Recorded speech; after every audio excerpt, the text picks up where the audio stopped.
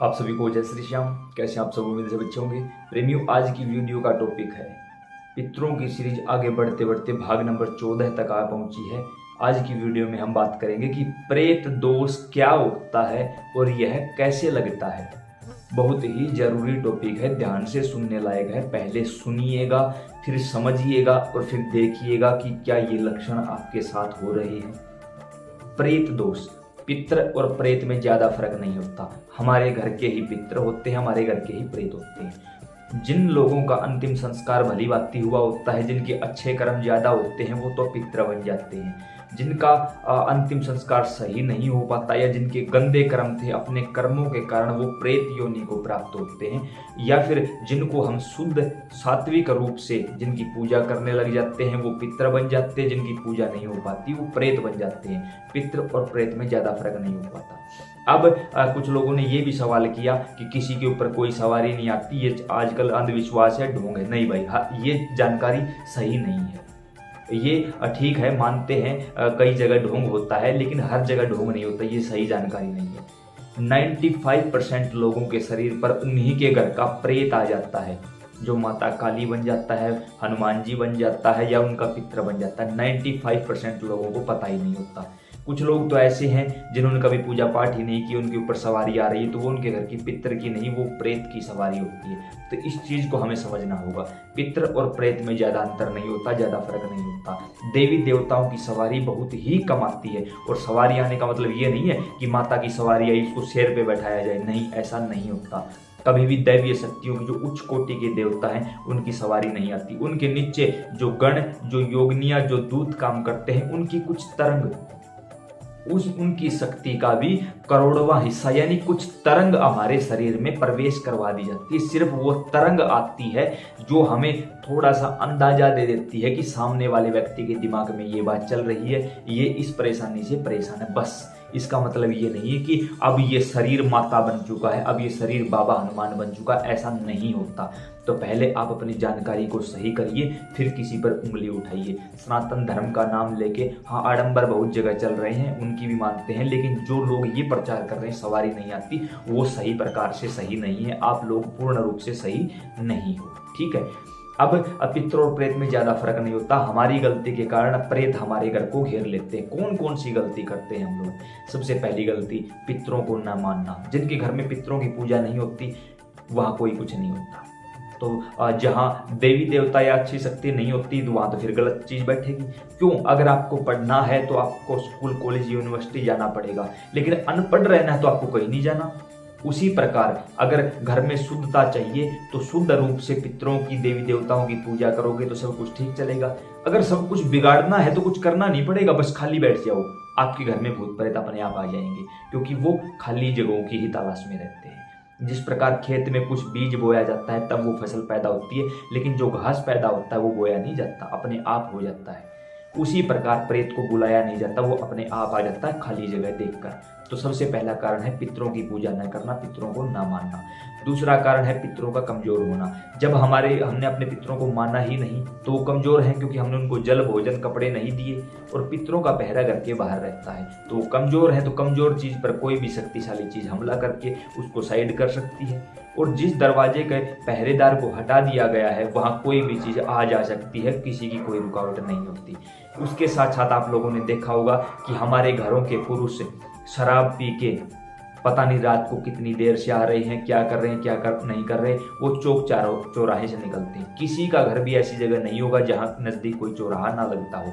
तो चौराहे पर वायुमंडल की कुछ नेगेटिव एनर्जी बैठी रहती है।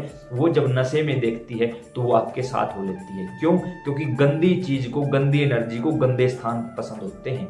और याद रखना, और आप प्रैक्टिकल करके देखना, हर एक अपराध की जड़ नशा है। नशा करके हर गलत काम किया जाता है। कोई इंसान होशो हवस में गलत काम नहीं करता। आपको लगेगा पहले थोड़ी शराब पीते थे, अब ज्यादा पीने लगे हैं, अब कोई और नशे करने लगे हैं, तो इसका वस्तुतः कारण ये है कि उसके अंदर कोई नेगेटिव एनर्जी बैठी हुई है जो उससे जानबूझ के ये काम करवा रही है। अब हर मामले में इसको सही नहीं कहा जा सकता। अब आपकी आदत है या आप जानबूझ के अपनी जिंदगी बर्बाद करना चाहते हो, नाम प्रेत का हो रहा है, तो ये बात बिल्कुल सही नहीं है। उसके साथ साथ हमारे घर की महिलाएं बाल खुले छोड़ देती हैं। आजकल तो फैशन है, महंगे महले की रिवूंड करवाया जाता है, ये नहीं, क्या फ़ायदा है भाई, क्या निकालोगे, किसको दिखाओगे ये बताओ। बाल खुले छोड़कर जब महिलाएं घर से बाहर जाती हैं तो वो नेगेटिविटी को आकर्षित करती हैं। महिलाएं बालों में मेहंदी लगाकर जब घर में ही घूमती हैं तो भी वो नेगेटिविटी को आकर्षित करते हैं। इसलिए जो बुजुर्ग थे वो मेहंदी लगाने के बाद भी वहीं बैठे रहते थे और जल्द से जल्द बालों को धोने की कोशिश करते थे। लेकिन आज हम इन चीज़ों को दकियानुसी खोखली अंधविश्वास मानते हैं, जो कि इसी चक्कर के कारण आप प्रैक्टिकल देख लेना, जब भी किसी भूत प्रेत की समस्या मिलेगी पुरुषों से ज़्यादा महिलाओं में मिलेगी। महंगे महंगे वो यूज होते हैं, आप वीडियो में देख लीजिए, हम नाम नहीं लेंगे। उसके कारण भी नेगेटिव एनर्जी आकर्षित होती है। विवाह शादी में जाएंगे, पार्टी में जाएंगे। एक बात बताऊं, कभी किसी ऐसे साधु संत को देखा है जो ये सब कुछ यूज करता हो? नहीं देखा होगा, कभी नहीं देखा होगा। तो क्या उनके पास पैसे नहीं है, उनका मन नहीं करता, या कोई ऐसे नहीं? वो समझते हैं, उनको पता है कि जैसे ही ये कुछ किया भाई, जो बड़ी बड़ी कंपनियां हैं ना वो तो हमें आकर्षित करेंगी, उनका तो काम है, उनका व्यापार चल रहा है। अन्यथा ऐसी भी कुछ चीज़ें आती हैं जो हम यूज करें तो हम सेफ भी रहेंगे और सब कुछ ठीक भी रहेगा। मैंने तो भाई आज अपनी ज़िंदगी में आज तक नहीं लगाया, फिर तो मुझे तो मर जाना चाहिए। मेरे अंदर तो पता नहीं कितनी दुर्गंध आती होगी फिर। नहीं भाई, ठाकुर जी की कृपा है जो उनके नाम की मधुर सुगंधी हर एक चीज़ को फेल कर देती है। तो इन सारी चीज़ों के कारण जब हम देर रात को चौक चौराहे से आते हैं, कुछ मीठा लेके आते हैं, कहीं से बिना किसी प्रकार से घर को गंदा रखते हैं या खुद गंदा रहते हैं, तो गंदी जगह पर प्रेत आ जाता है। अब वो हमारे घर में कैसे घुसता है, प्रेत दोष हमें कैसे लगता है? जब प्रेत हमारे साथ घर में आया तो जो हमारे घर के दरवाजे पर पितर थे वो तो कमज़ोर हो चुके हैं। अब वो डायरेक्ट, वो शक्तिशाली है, वो हमारे साथ अंदर घुस जाता है और घर की बैंड बजा देता है। फिर क्या करता है, कुछ मामलों में प्रेत पितर से समझौता कर लेता है कि ये तेरी पूजा पाठ नहीं करते, तुझको भोजन नहीं देते, चल मैं दिलवाऊंगा तुझको तेरा हिस्सा। पितर खुश हो जाते हैं कि ये दिलवा देगा। अब आके जो समझौता हुआ है, जो गठबंधन हुआ है, वो पितर कमजोर हैं, प्रेत मजबूत है, तो जो मजबूत है वो अपनी चलाएगा भाई, पितर की नहीं चलने देगा। अब वो समझौता करके घर के अंदर तो आ चुका है, लेकिन उसने आपके घर की बैंड बजा दी। अब आप लोग किसी मुझ जैसे को ढूंढते फिरोगे, बाबा जी बाबा जी। अब बाबा जी क्या करे भाई? जैसे ही आप किसी के पास कोई पूछा वगैरह लेने के लिए जाओगे तो वो आपका प्रेत जो आपके घर में बैठा है उसको सारी बातें पता है, वो आपके पितर को उठा के आगे कर देगा। सामने क्या चीज आएगी भाई, आपके घर में पितर दोष, आप ऐसे ऐसे करवाओ। आप क्या करोगे? आप 5 ब्राह्मणों को बैठा के गायत्री करवा दोगे, पिंडदान तर्पण इत्यादि सब कुछ करवा दोगे।